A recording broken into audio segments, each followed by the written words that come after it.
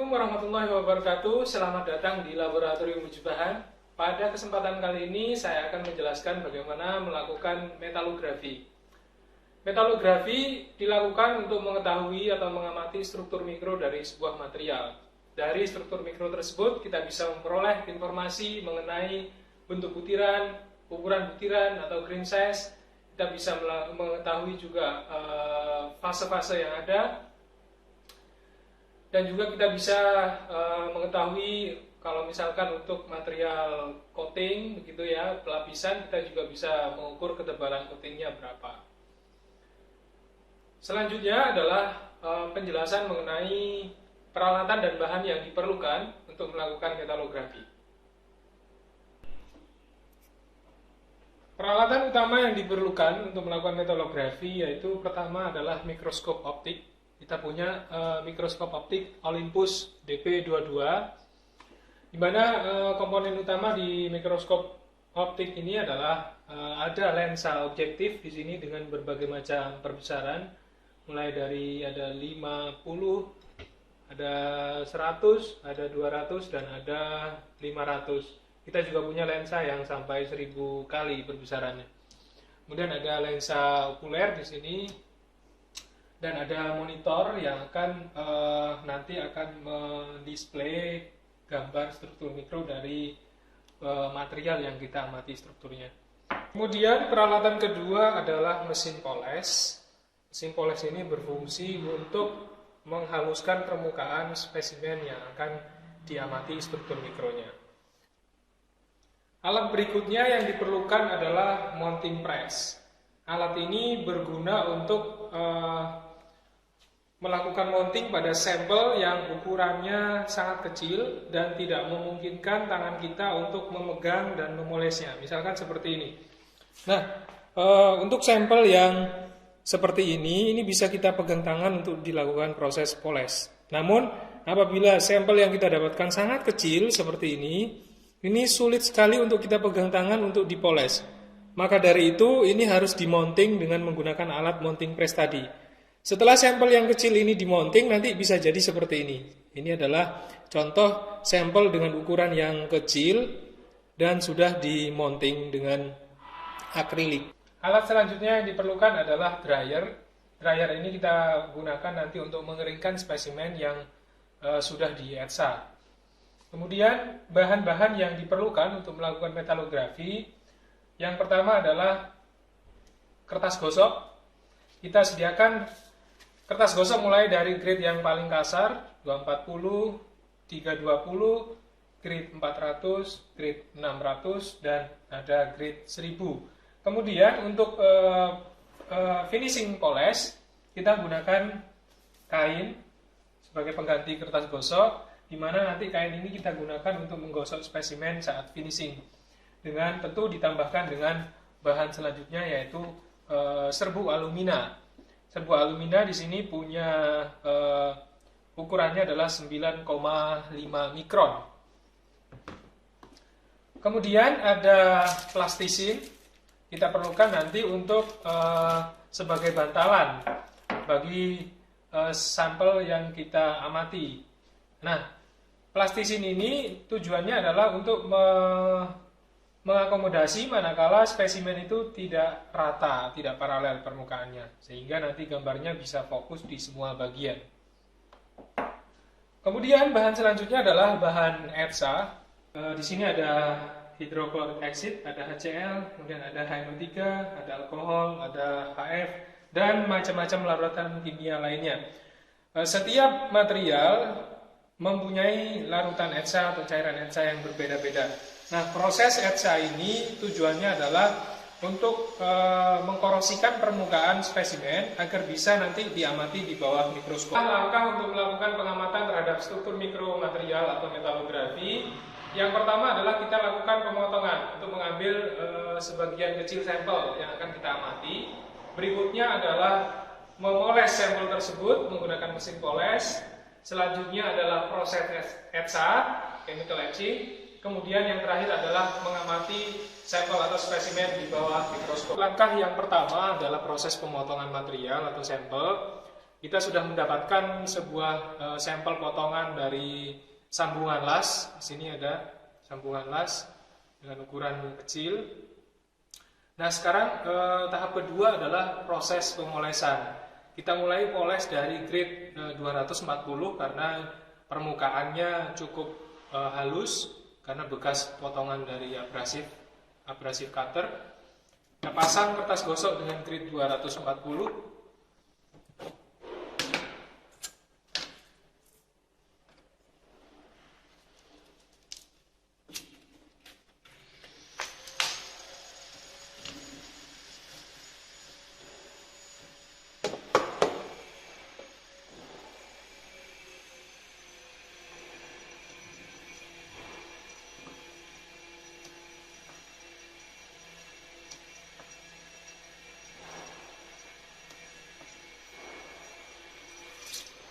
Kita poles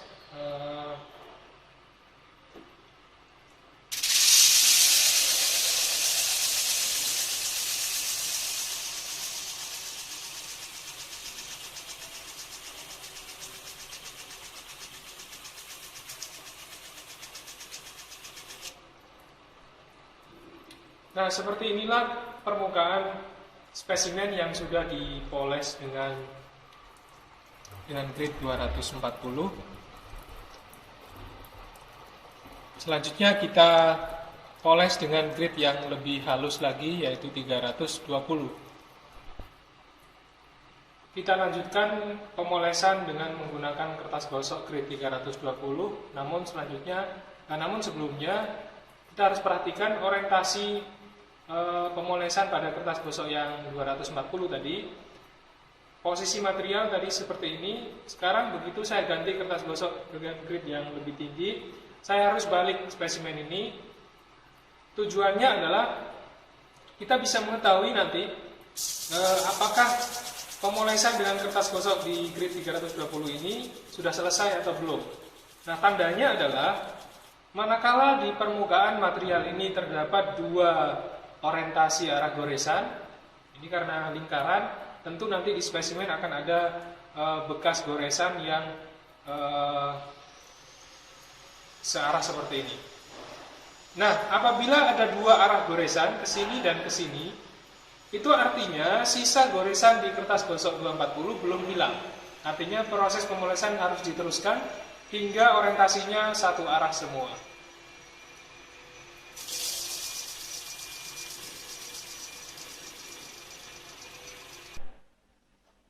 Ini adalah permukaan spesimen yang telah digosok dengan kertas gosok grade 320. Selanjutnya kita gosok lagi dengan grade yang lebih halus lagi, yaitu grade 400. Kita lanjutkan proses pemolesan dengan grade 400. Spesimen kita balik lagi 180 derajat supaya kita tahu indikasi kapan proses pemolesan di grade ini selesai atau tidak. Seperti ini adalah kondisi permukaan sampel yang sudah digosok dengan kertas gosok grade 400. Kita poles kembali dengan grade yang lebih halus, grade 600. Jangan lupa spesimen kita balik lagi dari posisi sebelumnya. Seperti inilah permukaan spesimen yang telah digosok dengan grade 600. Selanjutnya kita gosok terakhir pakai kertas gosok grade 1000. Proses pemolesan dengan menggunakan kertas gosok grade 1000. Nah, seperti ini adalah hasil permukaan yang telah digosok dengan kertas gosok grade 1000. Selanjutnya adalah finishing dengan menggunakan kain seperti kain wool. Kita ganti kertas gosoknya dengan kain ini. Ya, untuk finishing kain sudah kita pasang. Selanjutnya kita taburkan serbuk alumina di atas permukaan kain ini.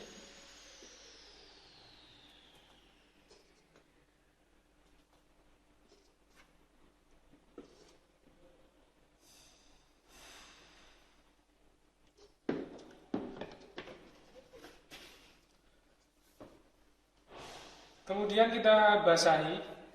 Tidak usah terlalu banyak airnya, lembab saja. Berbeda dengan ketika moles menggunakan kertas gosok. Ketika kita moles dengan menggunakan kain, kemudian di atasnya ada bubuk alumina, ini tetesan air sedikit-sedikit demi sedikit saja.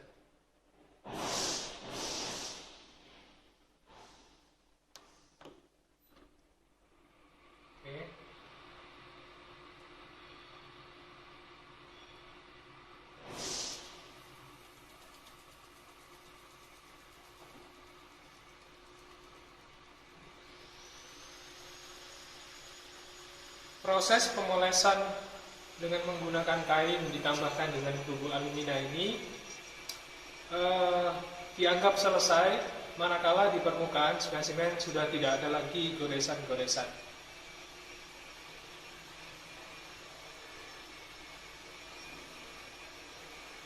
Kualitas dari gambar struktur mikro yang dihasilkan nantinya itu bergantung pada proses pemolesan ini.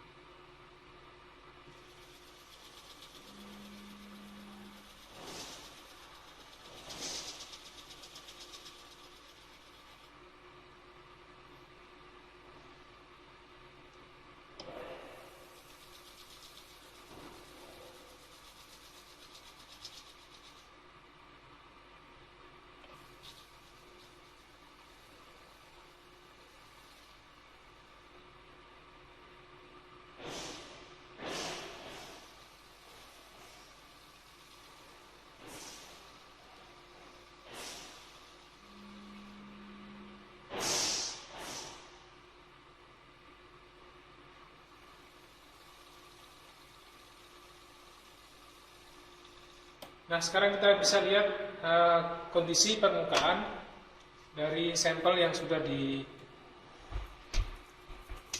dipoles dengan menggunakan bubuk alumina. Nah, ini kalau kita pakai untuk ngaca sudah bisa ini.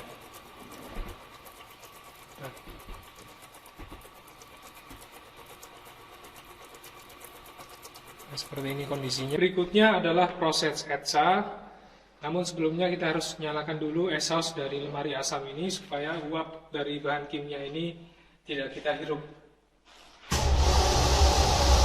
Nah, cairan etsa yang akan kita gunakan adalah aqua regia karena bahan yang akan kita amati ini adalah stainless steel. Aqua regia itu adalah komposisinya terdiri dari HCl dan ditambahkan dengan HNO3 dengan perbandingan antara HCl dan HNO3 adalah sebesar 2:1. Kita buat larutan etsanya, cairan etsanya.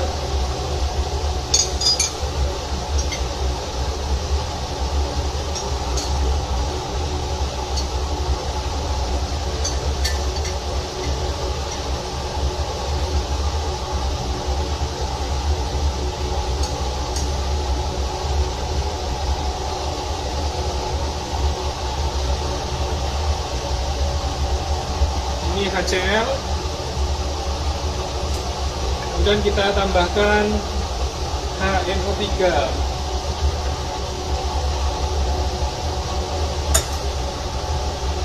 Kita cuci dulu pipetnya.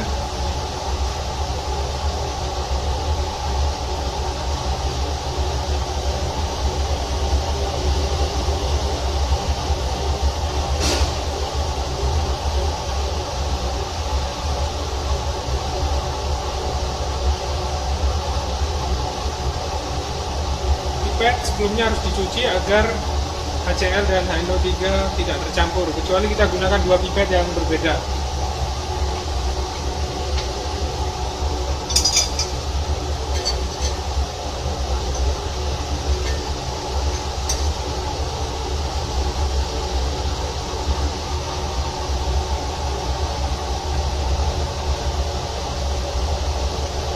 HNO3 lebih sedikit, tadi HCl segini 2:1 ya.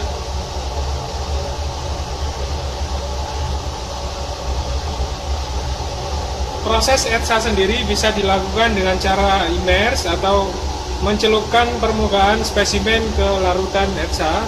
Bisa juga dengan cara dioleskan atau diswab, dioleskan seperti ini. Nah, saya akan pakai teknik yang dioleskan. Jadi permukaan yang sudah dipoles tadi kita aplikasikan cairan etsa dengan cara diswab seperti ini, dioleskan. Nah, sebenarnya proses etsa ini adalah proses pengkorosian permukaan. Karena jika tidak dilakukan etsa, langsung kita amati di bawah mikroskop, nanti hanya akan terlihat gambar putih saja. Batas-batas butir tidak akan terlihat, fase-fase juga tidak akan terlihat.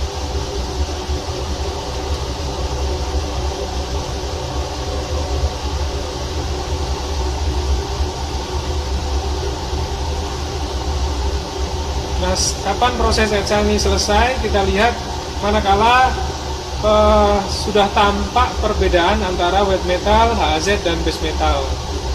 Jika secara sudah tampak secara visual, baru proses etsa kita hentikan. Nah, seperti ini sudah mulai tampak perbedaan antara wet metal dan porcelain, HAZ, dan base metal. Nah, selanjutnya kita bilas dengan air dan kita bilas dengan air untuk menghentikan proses etching. Kemudian setelah kita bilas pakai air, kita hilangkan sisa-sisa air dengan kita semprotkan menggunakan alkohol.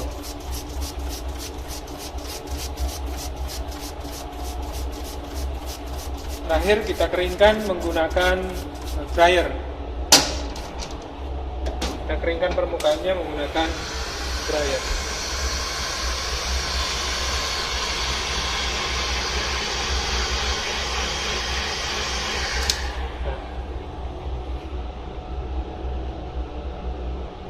Langkah selanjutnya adalah pengamatan di bawah mikroskop optik.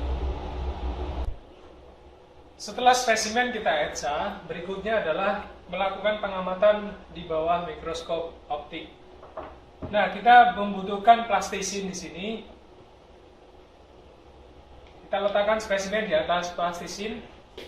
Plastisin di sini fungsinya adalah untuk mengakomodasi jika seandainya kondisi permukaan spesimen adalah tidak flat, ya, ada kemiringan. Nah, kita letakkan di atas meja. Kemudian kita tekan dengan menggunakan perata, karena di sini ada 4 lensa dan ada 1 perata. Silakan di zoom. Di sini ada 4 lensa dan 1 perata. Kita gunakan perata, kita tekan dulu spesimennya sampai betul-betul rata. Nah, inilah guna dari plastisin tadi. Karena kalau kita tidak gunakan plastisin, nanti pasti gambarnya sebagian ngeblur, sebagian fokus. Nah, setelah kita ratakan spesimen, baru kita gunakan lensa dengan perbesaran tertentu. Saya gunakan lensa 100 kali di sini. Saya buka aplikasinya StreamStab untuk menampilkan gambar yang ada di bawah lensa ini ke dalam desktop. Kemudian kita fokuskan dengan cara turunkan eretan di sini. Nah, begitu kita dapat fokus,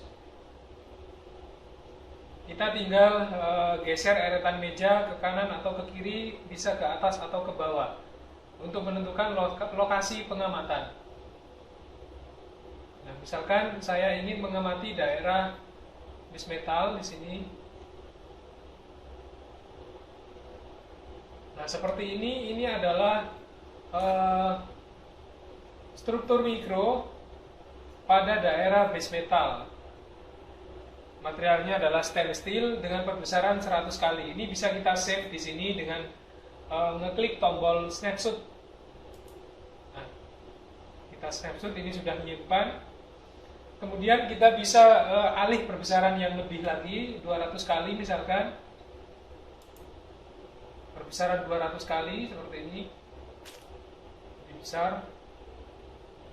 Nah, ini seperti ini strukturnya. Jangan lupa ketika kita ganti perbesaran, maka kita harus juga menyesuaikan skalanya. Misalkan kita ganti 500, kita klik 500 di sini, kita ganti. Nah, ini skala di sini akan berubah. Jangan lupa setiap kali berganti perbesaran kita harus klik sesuai dengan lensa yang kita gunakan. Karena saya gunakan lensa 200 kali, saya klik 20 di sini. Nah, kita save lagi dengan klik snapshot. Kita bisa gunakan lagi perbesaran yang lebih 500 kali. Nah, kita fokuskan kembali dengan turunkan erekannya. Nah, ini struktur 500 kali. Jangan lupa klik lensanya 50 atau 500. Nah, kita snapshot lagi untuk menyimpannya. Seperti itu seterusnya. Kemudian kita geser ke tempat yang lain, misalkan di daerah transisi las. Saya geser ke lensa 100 lagi supaya lebih mudah untuk mengamatinya karena jangkauannya lebih luas.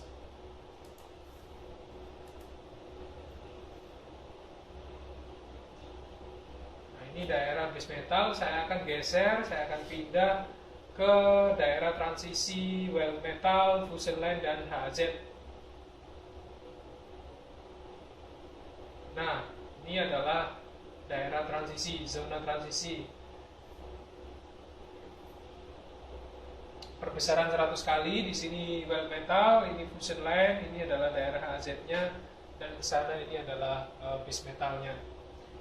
Dengan cara yang sama untuk menyimpannya, kita tinggal klik snapshot, kemudian kita simpan, kita ganti perbesaran misalkan 200 kali di daerah transisi. Nah, seperti ini.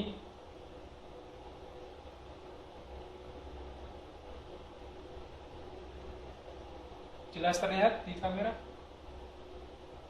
Baik, seperti itulah cara untuk mengamati struktur mikro dari logam atau material. Demikianlah itu tadi pengamatan struktur mikro pada sebuah logam atau metalografi untuk melakukan analisis lebih jauh mengenai gambar yang kita dapatkan dari mikroskop optik. Bisa kita acu pada sebuah standar, misalkan ASTM E112, di situ adalah mengatur tentang perhitungan average grain size. Perlu kita ingat bahwa performa dari sebuah material dipengaruhi oleh sifat mekaniknya, sifat mekanik dipengaruhi oleh struktur mikronya, struktur mikro dipengaruhi oleh komposisi kimia dari material itu. Demikian pengujian mengenai metalografi, kurang lebihnya mohon maaf. Wassalamualaikum warahmatullahi wabarakatuh.